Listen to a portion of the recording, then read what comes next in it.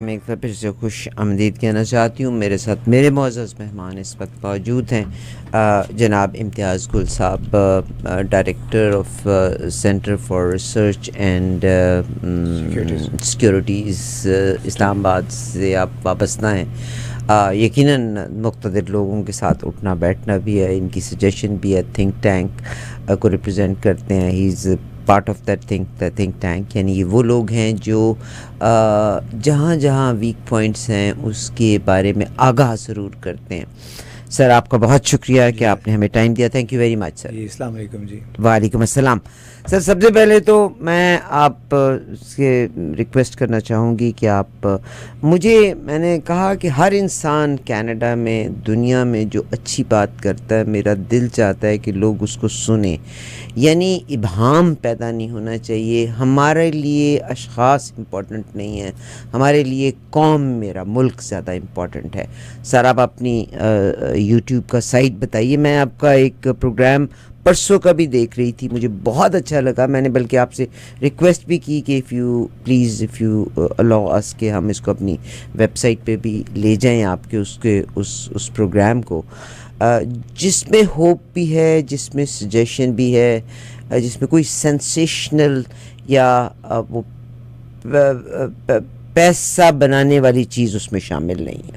جی پہلے تو شکریہ, آپ ایسی باتیں کرتی ہیں, آپ بالکل مجھے لے جاتی ہیں جرمنی میں, جو میرا جرنلزم کا کریئر تھا بنیادی طور پہ 24 سال کی عمر میں جرمنی سے شروع ہوا. جی سر. اور جو باتیں ہم نے وہاں سیکھیں جرمن دوستوں سے, امریکن برٹش دوستوں سے جو ڈوچے ویلے یا وائس آف جرمنی میں کام کرتے تھے, کوشش ہم کرتے ہیں کہ اسی پہ چلتے رہیں بغیر اس کے کہ ہم سنسنی پھیلائیں, گمراہ کن انداز میں رپورٹنگ کریں. بلکہ میں معذرت کے ساتھ ان تمام لوگوں کے ساتھ جن کو عمران خان سے بہت محبت ہے, ہمیں بھی ان سے محبت ہے, لیکن ان کے نام پہ بھی بہت فیک نیوز چلتی رہتی ہے. مجھے صبح کسی نے جرمنی سے اتفاقاً ایک پوسٹ بھیجی جو میں ایک دن پہلے بھی دیکھ چکا تھا. اس میں خبر انہوں نے یہ بتائی کہ جی کویت کا ایک بڑا تاجر ہے وہ فوت ہو گیا, اور اس نے وصیت میں $12 ملین مالیت کے جو اثاثے ہیں وہ شوکت خانم ہسپتال کے نام کر دیے. It's a fake news. تو وہ پہلے ہی میں نے اس کو پھر گوگل کرنے کی کوشش کی, مختلف ذرائع سے اس کو کنفرم کیا, جو ہماری عادت, جو ہماری ٹریننگ کا حصہ ہے. تو اس میں پھر میں نے ان کو آج جو مجھے پھر دوبارہ آئی تو میں نے انہیں لکھا کہ یہ میرا خیال ہے کہ فیک ہے, تو ہمیں اس طرح بغیر تصدیق کیے ہوئے چیزیں نہیں پھیلانی چاہیے. شوکت خانم کے لیے بلا شبہ آپ سب ڈونیٹ کریں, ہم ضرور بھی ڈونیٹ کرتے ہیں. بہت زبردست کاز ہے, اور میرا خیال ہے جو کوئی بھی اس کو اگر متنازع بنانا چاہتا ہے تو غریب لوگوں کا وہ اس کے ساتھ مخلص نہیں ہے, ان کا دشمن ہے. میں یہ کہوں گا جو شوکت خانم ہسپتال کے حوالے سے کوئی سیاسی باتیں اس کو سیاسی رنگ دینے کی کوشش کرتا ہے. تو میرے آپ سب سے, ہماری عارفہ صاحبہ کی بھی یہی کوشش ہے, اور ہم خود بھی رپورٹنگ بھی اس انداز میں کرتے ہیں جو میرا یوٹیوب پہ بھی شاید ہماری ٹریکشن بھی اس لیے کام ہے کہ ہم امتیاز گل آفیشل کے نام سے یوٹیوب پہ آپ دیکھ سکتے ہیں. تو کوشش کرتے ہیں کہ ہم پروفیشنل انداز میں اس پہ بات چیت کریں, کسی کو گالی دیے بغیر, کوئی ایڈجیکٹیو استعمال کیے بغیر. ہم تو دیکھتے ہیں وہ جو آپ بات کر رہی تھیں کہ ٹائٹل تھم نیل وغیرہ میں کچھ لکھا ہوتا ہے, اندر جو پوڈ کاسٹ ہے اس کے اندر اس کے ملتی جلتی کوئی بھی چیز نہیں ہوتی ہے. تو بہت ایک افسوسناک صورتحال ہے. اور پھر میرا خیال ہے آپ کے جتنے بھی سننے والے ہیں, دیکھنے والے ہیں, ان سب کو تھوڑی سی کرٹیکل انکوائری کرنی چاہیے. ہمیں سوچنا جی کوئی انفارمیشن ہمیں ملتی ہے تو کیا اس کو ہم بلا سوچے سمجھے ایسے ہی فارورڈ کر دیں, کیا یہ مناسب بات ہے؟ بلکہ خود ہمارا دین بھی میرا خیال ہے فتنہ تحقیق کے بغیر چیزیں پھیلانے سے روکتا ہے.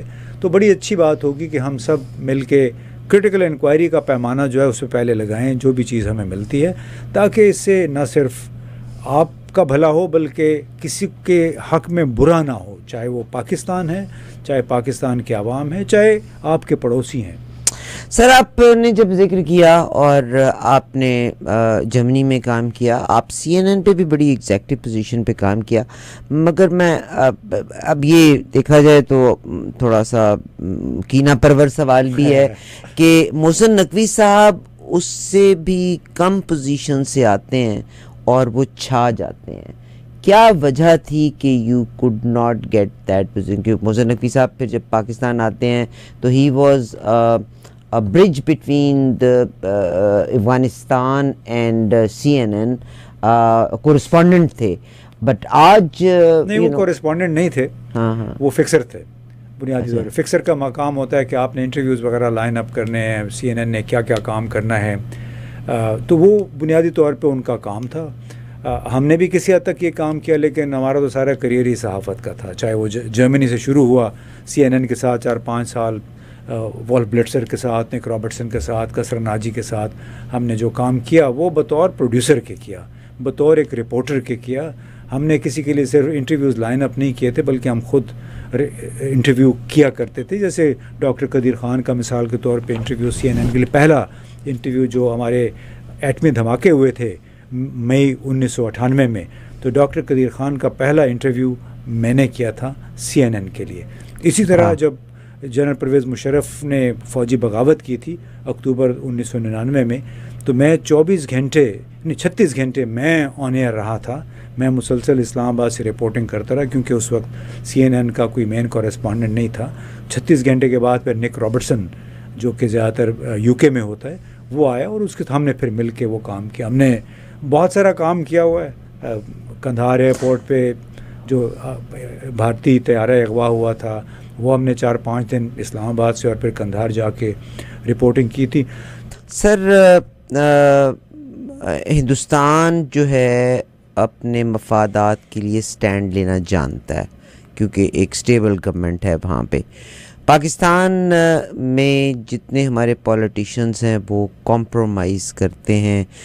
جناب حافظ نعیم صاحب جو امیر جماعت اسلامی ہیں، انہوں نے تو بڑے واضح لفظوں میں یہ لفظ کہا کہ جب ان کی حکومتیں گر جاتی ہیں تو یہ اسٹیبلشمنٹ کو برا بھلا کہنا شروع کر دیتے ہیں، اور پھر بیک ڈور سے یہ مل کے ایک یعنی ایسی صورتحال بھی کریٹ کرتے ہیں. جیسے اس وقت بھی PDM2 جو ہے، اٹس اے کمپرومائز گورنمنٹ. ٹھیک جی، میں اگر اس میں غلط کہہ رہی ہوں تو ڈو کریکٹ می. یہ ان کو بڑا اعتراض ہوگا کہ آپ ان کو PDM کمپرومائز کیوں کہہ رہے ہیں. سر اٹ از آج مجھے پتہ چلا شہلا رضا صاحبہ جو ہیں، مجھے ابھی کال آتی ہے، اب ہوتا ہے کہ 80 لاکھ روپے میں وہ کینیڈا کا ویزا لے کے دے رہی ہیں، 4 سال کا ملٹیپل ویزا. شہلا رضا صاحب نے یہ کام شروع کر دیا کیا؟ شہلا رضا نہیں، وہ جو کیا ہے، جو شہلا ہیں جو کراچی سے جو ممبر پارلیمنٹ بھی ہیں، اس چیز ویری کلوز پیپلز پارٹی کی شہلا رضا. ٹھیک ہے، مجھے انہوں نے 80 لاکھ میں انہوں نے کہا ہے. مجھے کال آئی ہے تو میں ان سے یہ کہہ رہی تھی کہ 80 لاکھ میں ملٹیپل لوگ ہیں یہاں آ کے. جس دن آپ نے ریفیوجی اسٹیٹس اپلائی کیا تو آپ ملٹیپل تو آپ کا پھر نہیں رہے گا، پھر اس کے بعد جو کماؤ گے تم وکیلوں کو دو گے. تو don't go for this. Education improve کرو اور پراپر طریقے سے اپلائی کرو. تو میں PDM2 اگر یہ کہہ رہی ہوں تو پیپلز پارٹی جو ہے ظاہر ہے ایک اس پوزیشن میں ہی چل رہی ہے. مجھے سر آپ میں پاکستان کے لیے اب تیسرا ٹاپک کی طرف میں نکلنا چاہوں گی. کچے کے علاقے کا معاملہ اس وقت بہت برے طریقے سے پھیلا ہوا ہے. ہم نے کلاشنکوف کو بڑا ہتھیار سمجھا. کچے کے جو ڈاکو ہیں، کس کا مفاد ہے یہ؟ کیونکہ ان کے پاس کلاشنکوف تو پیچھے رہ گئی، ان کے پاس اینٹی ایئر کرافٹ گنز ہیں. کلاشنکوف کا مجھے آج پتہ چلا، حالانکہ مجھے اسلحے کا الف بے نہیں پتہ، 500 راؤنڈ فائر ہونے کے بعد یہ گرم ہو جاتی ہے. ایک پاکستان واف فیکٹری میں ایک گن بنتی ہے وچ از اسٹرانگر دین کلاشنکوف AK-47، کہ اس میں 1000 سے 1500 راؤنڈز بھی ہوں تو وہ وارم نہیں، گرم نہیں ہوتی. یہ پاکستان واف فیکٹری کا one of the finest equipment ہے. ان کے پاس وہ گن بھی ہے. کون ان کو یہ سب اینٹی ایئر کرافٹ اور وہ جدید نسل کی وہ گن فراہم کرتی ہے جو کہ واف فیکٹری میں بنی ہوئی ہے؟ یہ کون ہے؟ کچی کے ڈاکوؤں کی سرکردگی کون کر رہا ہے؟ اس میں دیکھیں، سرپرستی جو ہے ہمارے کئی سیاستدان بھی کرتے ہیں، ہماری پولیس بھی ہے اس میں شامل، چاہے سندھ ہو یا بلوچستان یا پنجاب. یہ تو بہت ہی بدنام ہے یہ والی پولیسیں، اور اسی وجہ سے جو سو کالڈ کچے کا علاقہ ہے. مثلاً کتنے افسوس کی اور شرم کی بات ہے، اصل افسوس بھی نہیں بلکہ شرم کی بات ہے کہ اب پاکستان کی ایک ٹیریٹری ہے اور اس کو آپ نے ایک نو گو ایریا قرار دے رکھا ہے اس بات پہ، اس بنیاد پہ کہ جی وہ کچے کا علاقہ ہے. یعنی اور وہ بھی 3 صوبوں کی پولیس ہے جو کہ 3 سمتوں میں. جو لوگ ٹیلی ویژن دیکھ رہے ہیں آپ یہ اسلحہ دیکھ بھی سکتے ہیں، وہ دیکھ سکتے ہیں. اور یہ جو ایک بندوق ہے جس میں ملٹیپل فائرز ہوتے ہیں، آر پی جی ہے. یہ آر پی جی ہے جو راکٹ پروپیلڈ گرینیڈ ہوتا ہے. یہ افغانستان سے بھی بہت مل جاتا ہے. اس میں آپ کو یاد ہوگا کہ افغانستان، یہ نہ بھولیں کہ جو امریکنز چھوڑ کے گئے ہیں. نہیں چھوڑ کے نہیں، اس میں چھوڑ کے تو گئے. اس کے علاوہ اس سے بہت پہلے ہوتا یہ تھا کہ افغان افواج میں وہاں سے بھگوڑا ہونے کی جو شرح تھی افغان فوج اور پولیس سے، وہ کوئی 40% کے قریب تھی. یعنی جتنے لوگ ریکروٹ ہوتے تھے اس میں سے کوئی تقریباً 40% لوگ بھاگ جاتے تھے. وہ کیوں بھاگتے تھے؟ وہ اس لیے کہ ہر شخص کو، ہر فوجی کو یا پولیس والے کو کوئی 200 راؤنڈز ملتے تھے، ایک کلاشنکوف ملتی تھی، ایک آر پی جی اس کو ملتی تھی، اور ان کے جو بوٹ ہیں وہ امریکی نسل کے بوٹ تھے جو فوجیوں کے. تو کئی لوگ یہ کرتے تھے، کئی فوجی یا پولیس والے، کہ وہ طالبان کے ہاتھ وہ اسلحہ بیچ کے اور پاکستان بھاگ آتے تھے یا ایران چلے جاتے تھے، مہاجر بن جاتے تھے. اسی طرح امریکی افواج کی موجودگی کے دوران بھارتی افواج پہ بھی بہت حملے ہوئے اور ان کے کیمپوں پہ حملہ کر کے ان سے اسلحہ چھینا گیا. پھر ظاہر ہے پاکستان سے بھی اسلحہ گیا ہوگا جو وہاں کے فوجیوں کو دیا گیا، کیونکہ ڈونیشنز تو پاکستان نے کی ہیں. تو یہ وہ اسلحہ ہے. اور پھر اس میں کوئی شک نہیں ہے کہ خود ہمارے ہاں پولیس جو ہے وہ چوری کی عادی ہے، جرائم پیشہ گروہوں کی سرپرستی بھی کرتی ہے. تو کوئی اس میں شک نہیں ہے کہ ہمارے پولیس ہی کے ذریعے اس قسم کا اسلحہ جو ہے وہ کچے کے ڈاکوں تک پہنچا ہو. کیوں؟ ہمیں نہیں بھولنا چاہیے کہ چاہے ہمارے ہاں بہت سارے چودھری ہیں، جام ہیں، نواب ہیں، سردار ہیں، یہ بہت سارے جرائم پیشہ گروہوں کے سرپرست بھی ہیں، کیونکہ ان بیچاروں کو ان جرائم پیشہ گروہوں کے ذریعے کی کچھ آمدنی بھی ہو جاتی ہے، آپ کو معلوم ہی ہے. اور میں آپ کو ایک دلچسپ واقعہ سناؤں کہ 1995-96 میں شیخ رشید بہاولپور جیل میں تھے، تو ان سے ملنے گیا چھپ چھپا کے، ان کا کزن بن کے. تو وہاں پہ میں نے ان کا انٹرویو کیا.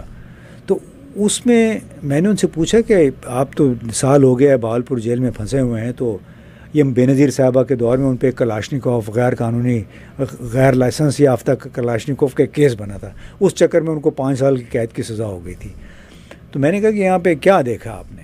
تو انہوں نے ایک بہت زبردست فکرہ کہا. انہوں نے کہا کہ امتیاز، اس جیل میں جتنے بھی قیدی ہیں نا، ان کی غالب اکثریت 90% لوگ اس علاقے کے چیموں، چٹھوں، گردیزیوں اور سیدوں کے ڈسے ہوئے ہیں.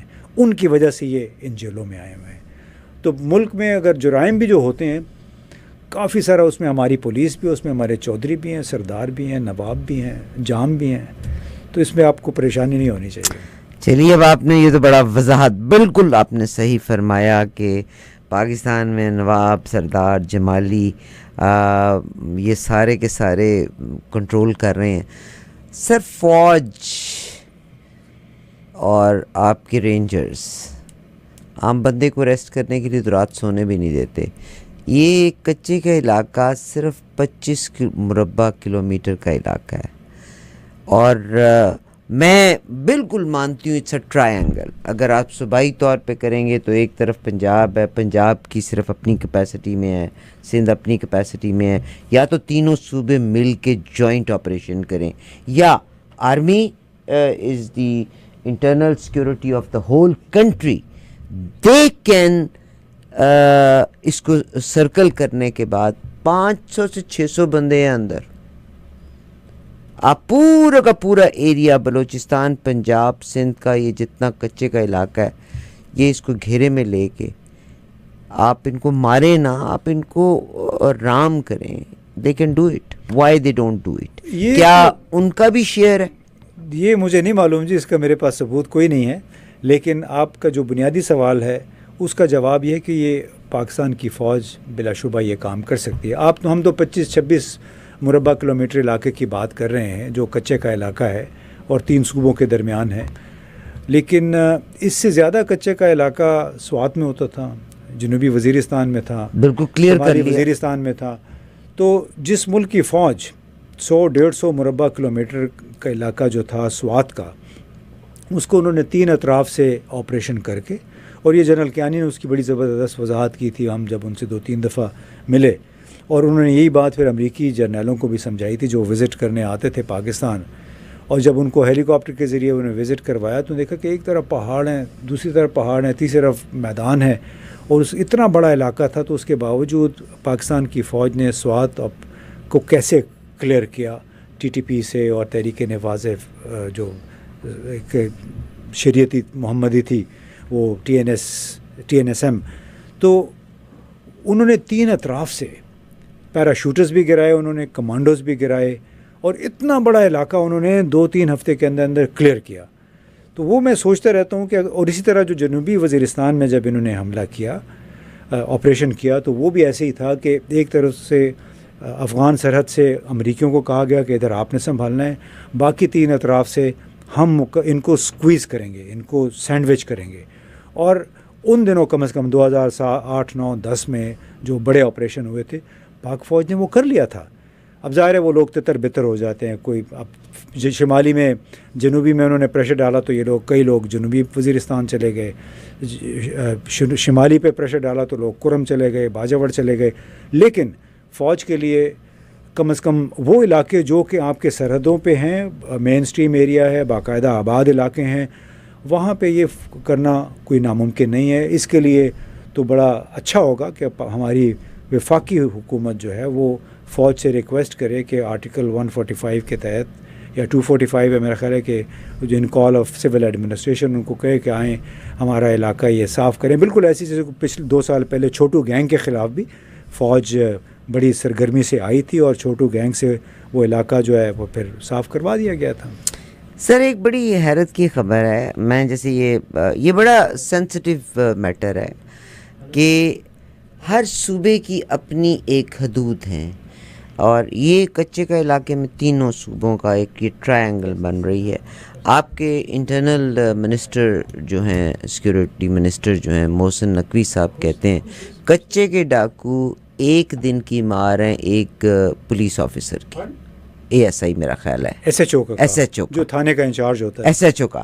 آپ مجھے یہ بتائیے گا کہ یہ کیسے ایک ایس ایچ او پنجاب سے نکل کے بلوچستان میں بھی, اور کیونکہ انہوں نے تو پنجاب سے سکپ کر جانا ہے بلوچستان سے انہوں نے اس میں آ جانا ہے, تو ہر ایک کی اپنی لاز ہیں اور باؤنڈری ہے. تو واز اٹ سینسیبل بیان؟ یہ دیکھیں عارفہ, میں تو حیران ہوں اس کے اوپر.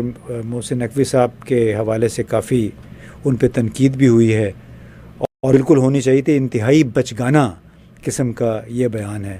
یعنی آپ غور کریں کہ اگر واقعی ایس ایچ او کی مار ہو تو سر فوج ہی لے کے آئی ہے نا, محسن نقوی تو فوج کا ہی بندہ ہے. وہ دیکھیں جس کا بھی بندہ ہے, لیکن جو یہ اگر بے وقوفی کی بات کرے گا تو آپ اس کو کنڈمنیشن ہی, مذمت ہی بنتی ہے, بھلے وہ فوج کا ہے یا سویلینز کا ہے, کہ اگر واقعی ایک ایس ایچ او کی مار ہوتے جرائم پیشہ گروہ, تو پھر کراچی سے لے کے کچے کے علاقے میں, رئی میار خان میں اور پشاور اور جنوبی پنجاب سندھ میں آخر پھر یہ جرائم کیوں ہو رہے ہیں؟ ٹی ٹی پی کیوں اپنی مرضی سے, دیکھیں نا جو بلوچستان میں ایک رات کے اندر 12 گھنٹوں کے اندر 6 مقامات پہ جو, اور سر وہ وائڈلی سپریڈ ہے جی, یعنی 200-300 کلومیٹر کا ڈفرنس ہے ایریاز میں. تو یہ تو ان کو سائملٹینیس آپریشن ہے 6 ڈفرنٹ. بالکل, تو یہ تو بڑی بے وقوفی کی بات ہے, بچگانہ بھی نہیں, بے وقوفی کی بات ہے جو محسن نقوی نے کہی. پتہ نہیں ایک پوزیشن اس کو مل گئی ہے, لیکن اس پہ اب مجھے یہ اصل میں افسوس بار بار اس پہ ہوتا ہے کہ اسے پاکستان کا امپریشن کیا بن رہا ہے. یعنی جب یہ بات انگریزی زبان میں باہر جائے گی تو وہ اٹھا کے ان کے منہ پہ ماریں گے کہ اگر ایس ایچ او کی مارے تو پھر روزانہ پاکستان فوج کے لوگ کیوں شہید ہو رہے ہیں, کراچی بلوچستان میں, خیبر پختونخوا میں اور دوسرے علاقوں میں پولیس والے کیوں مارے جا رہے ہیں. اگر ایسی ہوتا پھر کراچی جرائم کی آماج گاہ کیوں بنا ہوتا, وہاں تو رینجرز ہیں, 1991-92 سے رینجرز موجود ہیں پولیس کے ساتھ ساتھ. تو یہ ایک ایکچولی بڑی سیڈ ریفلیکشن اس کو کہتے, بہت پتہ نہیں اردو میں کیسے اس کو میں اظہار کروں, کہ ہمارے سیاستدان کچھ وہ پیراشوٹڈ سیاستدان ہیں محسن نقوی کی طرح، کچھ دوسرے سیاستدان ہیں کہ ان میں آج اتنی. کل کاکڑ صاحب کہاں ہیں؟ کاکڑ صاحب اسلام آباد میں ہوں گے کیونکہ سینیٹر سنا ہے انگلینڈ بھی گئے ہیں، کوئی زمین شمین لی ہے. وہ جو گندم کا ایک ان کے اگینسٹ ہوا تھا تو وہ ان کے اس دور اسکینڈل میں ہو سکتا ہے، وہ مجھے نہیں معلوم اس کا. اچھا. لیکن دیکھیں اس میں ہمیں اس طرح شخصیات پہ جانے کے لیے یہ دیکھنا چاہیے کہ آپ یہ جو باتیں کر رہے ہیں کیا اس کا پاکستان کی صورتحال کے ساتھ کوئی ربط ہے، کوئی تعلق ہے. تو جو محسن نقوی نے بات کہی وہ تو انتہائی لغو بے وقوفی کی بات تھی کہ جی ہم ایک ایس ایچ او کے ذریعے اگر ہوتا تو پاکستان بہت امن کا گہوارہ ہوتا. میرا ایک سوال بڑا عجیب سے، یہ رات میری بات ہوئی پاکستان میں، بجلی کا بل بہت زیادہ آ رہا ہے. جی میں انٹرویو بھی لینے جا رہی ہوں، ایک جو ہیڈ آف ڈپارٹمنٹ ہے، ایک ہے agri economics department, university of agriculture Sargodha میں. میں اس وقت بات کر رہی ہوں یونیورسٹی آف ایگریکلچر سرگودھا کی. We are going to conduct this interview. 400 students کی گنجائش ہے. فیسیں اتنی بڑھ گئی ہیں، عام لوگوں کے پاس کھانا پینا بجلی پانی کے بل کے بعد پیسہ نہیں ہے. کین یو بلیو کتنے ایڈمیشن ہوں گے؟ 400 سیٹس، 30 ایڈمیشنس. پھر انہوں نے ایڈمیشن کو ایکسٹینڈ کیا 3 ویک کے لیے، کہ 2 ویک کے لیے ایکسٹینڈ کیا. 3 more admissions. اچھا. All together 33 admissions. Because fee is too much. People can't afford.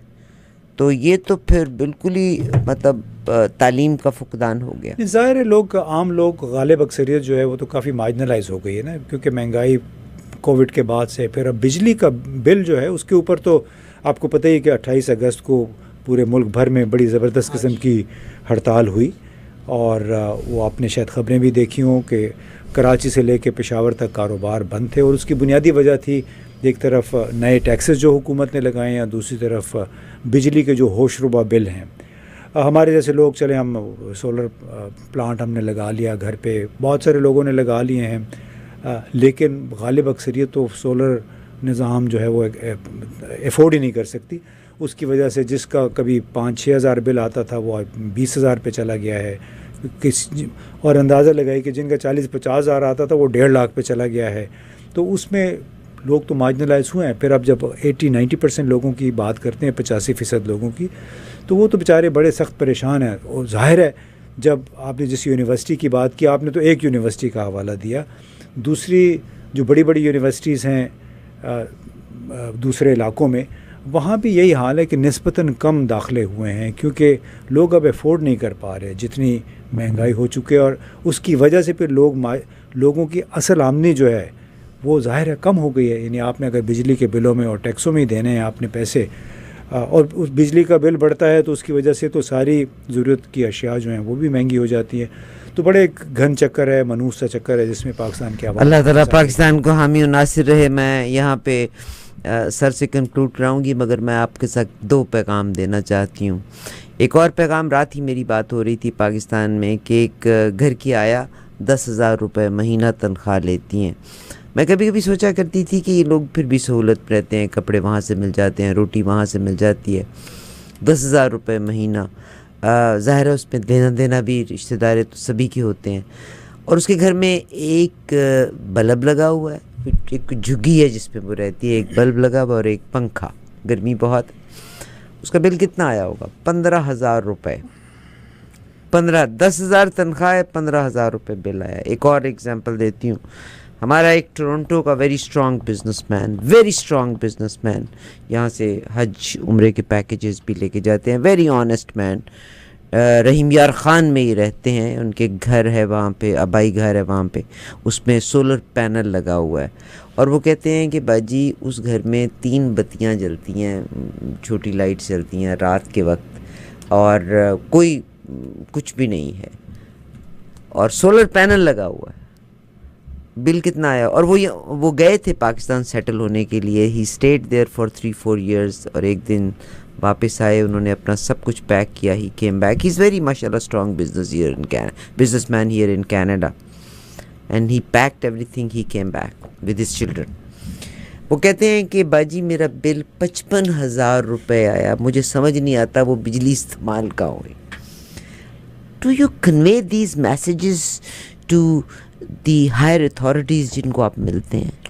جی بالکل, ہم بہت کچھ لکھا بھی ہم نے, اس پہ پروگرام بھی کیے, بلکہ میں تو ابھی چند دن میں سپریم کورٹ میں ایک پٹیشن بھی ہم دائر کرنے جا رہے ہیں, اور وہ ہے کیپیسٹی پیمنٹ چارجز کے حوالے سے, کہ ہمارا نقطہ نظر یہ ہے کہ جو پلانٹ سرکاری سرپرستی میں چلتے ہیں ان کی کیپیسٹی چارجز جو ہے وہ جتنے اس وقت ممکن حد تک کم ہو سکتے ہیں وہ کم کرنے چاہیے, اس کی وجہ سے بھی بجلی کے بل کم ہو جائیں گے. تو مجھے کئی لوگ کہہ رہے تھے کہ آپ بھیڑوں کے چھتے میں ہاتھ ڈال رہے ہیں. میں نے کہا نہیں, میں تو کوئی جو پرائیویٹ پاور پلانٹس ہیں ان کی تو بات ہی نہیں کر رہا. سرکاری پاور پلانٹ سے کوئی 14-15 ہزار میگا واٹ بجلی کے ذمہ دار, تو ان سے ہم, آپ نے کہا میں بھیڑوں کے چھتے میں نہیں ہاتھ لگا رہا, میں آئی پی پیز کو نہیں چھیڑوں گا, میں صرف گورنمنٹ کو, کیونکہ گورنمنٹ کے اختیار میں ہے کہ وہ اپنے کیپیسٹی پیمنٹ, اور کیپیسٹی پیمنٹ چونکہ ہر پلانٹ کے اوپر کوئی 60 سے 65% جو چارجز ہوتے ہیں وہ کیپیسٹی پیمنٹ ہوتی ہے,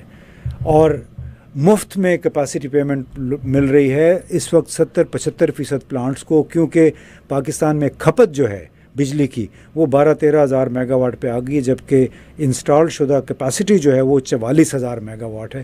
تو مطلب اتنا نچوڑ لیا عوام کو بجلی کے سیکٹر نے کہ آپ اس کا تصور نہیں کر سکتی. تو اس لیے وہ کہتے ہیں چیریٹی بگنز فرام ہوم. تو ہم کوشش کریں گے کہ سپریم کورٹ یا اسلام آباد ہائی کورٹ کو کہیں کہ حکومت سے یہ کہے کہ آپ کے اختیار میں جو 13-14 پلانٹس چل رہے ہیں ان کا آپ کیپیسٹی پیمنٹ فی الحال کم سے کم کریں. بہت شکریہ جناب امتیاز گل صاحب سے ہم نے آپ کی ملاقات کروائی. امتیاز گل آفیشیل پہ آ کے آپ, اور میں صرف اتنا کہنا چاہتی ہوں, میرے آپ کے لیے اشخاص امپورٹنٹ نہیں, ہم اشخاص ٹیمپریریلی ہیں یہاں پہ. ملک, سلطنت, cause, that is most important. اور اس وقت ہمارے ہی صفوں میں ایسے لوگ موجود ہیں جو خود سے نقصان پہنچا رہے ہیں. اجازت دیجیے ابھی امتیاز گل صاحب, آپ کا سر بہت شکریہ. بہت بہت شکریہ جی, انشاءاللہ آپ سے رابطہ رہے گا. انشاءاللہ میں آئی ٹرائی کہ ایسے لوگوں کے ساتھ آپ کا لگاتار رابطے میں رہیں. میرا رات بھی بلکہ کوشش تھی کہ ہم ایک انٹلیکچوئلس کا پروگرام بھی یہاں کرنے جا رہے ہیں جس میں ڈفرینٹ لوگوں کی رائے لے کے, اور ہماری کوشش ہوگی کہ اس پروگرام کو با اثر افراد تک ہم اس پروگرام کو ضرور پہنچائیں. ایک سپرنٹینڈنٹ جیل ہیں, ہماری کوشش ہوگی ان سے بھی آپ کی ملاقات کروا سکیں. ابھی دیجیے گا اجازت, انشاءاللہ اگلے پروگرام میں پھر ملاقات ہوگی. Please stay tuned.